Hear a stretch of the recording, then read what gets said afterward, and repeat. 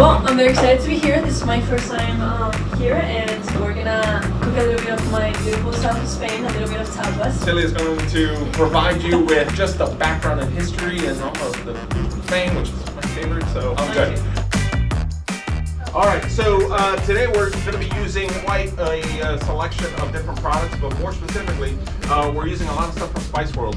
They make a lot of different products. Very, very convenient, forward, really cool stuff to kind of get you cooking, because that's what we try to do here at the cooking school, to try to at least get you to make something. So, have you guys actually ever tried that? Because when I come from training, I'll tell you what, the last thing that I want to do is take garlic, break it, peel it off, and man, That's why we talk about this stuff, right? That's like the stuff that's already peeled.